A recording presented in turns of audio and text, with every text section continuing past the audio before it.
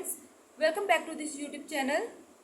आज का जो ये वीडियो है ये फर्स्ट टाइप और सेकंड टाइप इंग्लिश लर्नर के लिए बहुत बेनिफिशियल है, क्योंकि आज के इस वीडियो में मैं फर्स्ट टाइप और सेकंड टाइप इंग्लिश लर्नर को ये बताऊंगी कि वो वोकैबुलरी को कैसे याद करके भूले नहीं। मतलब कि आजकल बहुत सारे वो इंग्लिश लर्नर की बहुत बड़ी समस्या ये होती है कि वो वोकैबुलरी तो लर्न करते हैं, वोकैबुलरी को लर्न तो करते हैं बट भूल जाते हैं। कुछ इंग्लिश लर्नर कहते हैं कि yesterday I learn vocabulary but today I forgot all. कुछ कहते हैं yesterday I learn 10 vocabulary and today I remember only 5-6।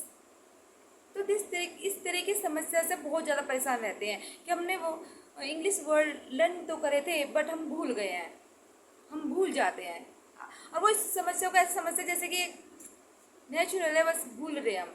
But इसके कारण होते हैं कि हम इंग्लिश वोकैबुलरी लर्न तो कर रहे हैं पर हम भूल रहे हैं। क्यों भूल रहे हैं?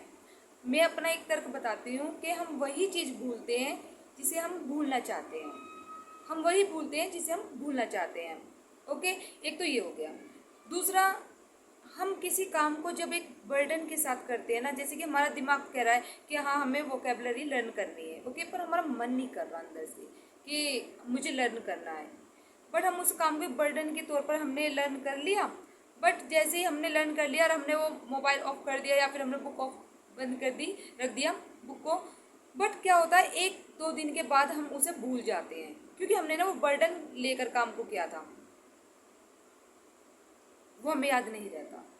पर जब हम किसी वोकैबुलरी को दिल और दिमाग दोनों से लर्न करते हैं ना, कि हमारा दिल कहता है नहीं हमें पढ़ना है, मुझे याद करना है, माइंड कहता है बिल्कुल डेफिनेटली पढ़ना ही है, तो उस वक्त क्या होता है हम जो पढ़ते हैं हम बिल्कुल भी नहीं भूल सकते उस इंग्लिश वोकैबुलरी को। हम उस लेवल से लर्न करते हैं, मतलब कि कुछ ऐसे होते हैं जैसे इंग्लिश वोकैबुलरी लर्न की, भूल गए, पर उन्हें लगता है अरे हमें तो ये प्रॉब्लम है, हम याद करते हैं भूल जाते हैं। फिर थोड़ी सी याद करी, मतलब उसने दोबारा रिवीजन नहीं करेंगे, याद करा और भूल गए, और फिर दूसरी इंग्लिश वर्ड लर्न करने जाते हैं, फिर 1-2 दिन बाद उन्हें भूल जाते हैं। फिर क्या सोचते हैं हमें तो शायद लर्न ही नहीं होता, हम याद करते हैं और भूल जाते हैं। बट अगर आप याद करते हैं भूल जाते हैं तो आपको 5-10 बार ये भी तो प्रैक्टिस करना चाहिए कि अगर आप भूल रहे हैं तो दोबारा उसका रिवीजन करना चाहिए, आपको दोबारा याद करना चाहिए। कभी कभी ऐसा होता है, कुछ स्टूडेंट ऐसे होते हैं, इंग्लिश लर्नर ऐसे होते हैं कि जो इंग्लिश वोकैबुलरी लर्न करते हैं और उसको दोबारा रिवीजन करते हैं तो उन्हें लर्न हो जाती है। मैं भी ऐसी करती हूँ, मेरा भी यही हाल है। मैं वो कहते हैं ना कि करत करत अभ्यास के जड़मती हो सुजात, रसरी आवत जावत पर सिर पर परत निशान। शायद थोड़े बहुत मिस्टेक ऊपर नीचे हो गया हो, माफ़ करना। बट मेरा भी यही है कि मैं प्रैक्टिस, अगर आप वो कहते हैं ना प्रैक्टिस मैक्सिमम परफेक्ट, प्रैक्टिस करते रहना चाहिए। अगर आप इंग्लिश की वोकैबुलरी लर्न कर रहे हैं तो उसे एक बार में ही याद करके मत भूलिए, दोबारा उसका रिवीजन जरूर कीजिए। और एक वजह और भी है जिसकी वजह से हम भूलते हैं, हम अपने माइंड में इतनी चीज़ें भर लेते हैं कि हमारे दिमाग में और वोकैबुलरी पढ़ाई इनके लिए जगह ही नहीं रहती। तो हमें अपना माइंड ना थोड़ा और भी चीज़ों से फ्री करना होगा, तभी हमारे माइंड में वोकैबुलरी के लिए जगह बनेगी, मतलब लर्न कर पाएंगे हम उसको, उसके लिए सोचेंगे कि हमें याद करना है। तो एक ये भी वजह हो सकती है। ठीक है, तो कोशिश कीजिए जो किड्स बुक्स होती है ना, आप उसे पढ़िए, उसमें से जो वर्ड हैं आपको समझ में नहीं आते उसे अंडरलाइन कीजिए, गूगल पे सर्च कीजिए और लर्न कीजिए। ठीक है, इंग्लिश न्यूज़पेपर होता है, इंग्लिश न्यूज़पेपर का एक पैरा ले लीजिए, उस पैरा में से ही आप 10 से 20 वोकैबुलरी आराम से लर्न कर लेंगे, गूगल सर्च कीजिए और लर्न कर सकते हैं। ठीक है, और आप सॉन्ग सुनते हैं, सॉन्ग में इतने सारे वर्ड होते हैं, उन शब्दों को आप जो आपको उसका मीनिंग नहीं पता हो आप गूगल पर सर्च कीजिए या यूट्यूब पर सर्च कीजिए, उसका Hindi meaning English meaning search कीजिए, आप आराम से लर्न कर सकते हैं। मतलब कि कोशिश होनी चाहिए कि हाँ मुझे करना है, इंग्लिश वर्ड लर्न करना है। ओके, अगर आप ऐसा करेंगे तो आप डेफिनेटली इंग्लिश वोकैबुलरी लर्न कर पाएंगे। और मेरा मानना यह है कि इंग्लिश बोलना तभी ही पॉसिबल होगा जब आप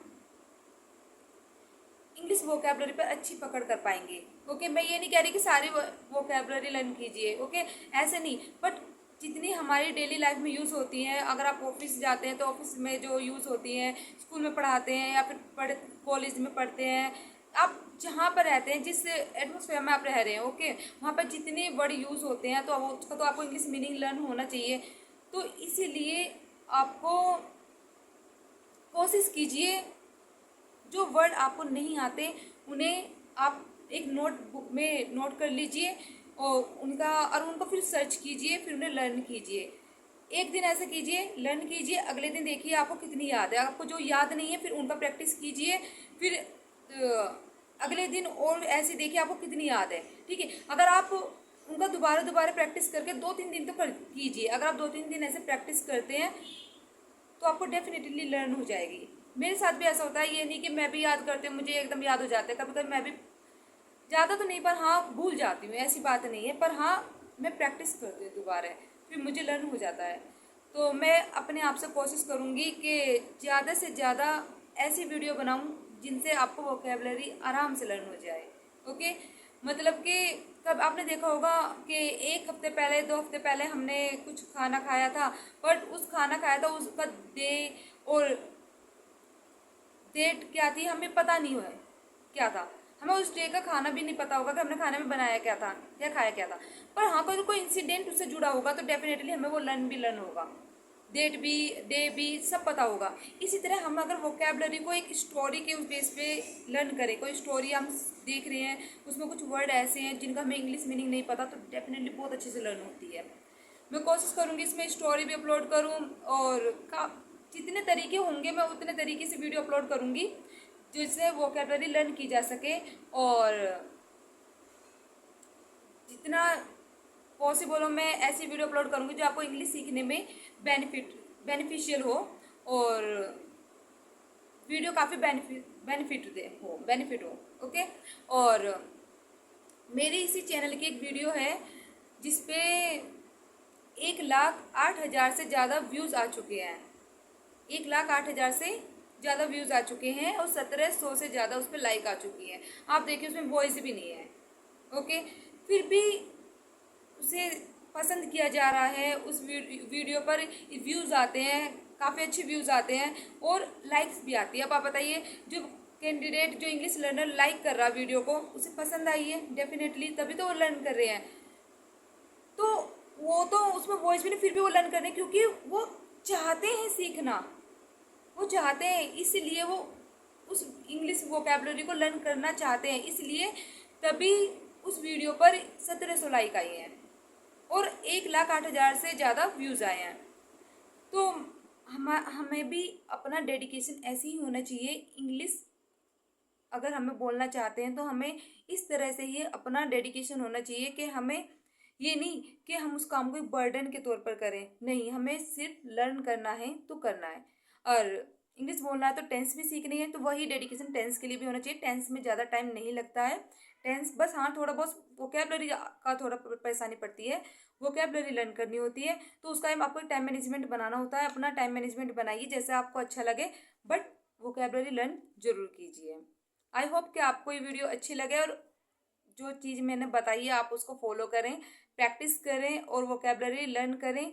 और मैं जितना हो सके ऐसी वीडियो अपलोड करूँगी जो आपको वोकेबलरी लर्न करने में काफ़ी फ़ायदेमंद हो।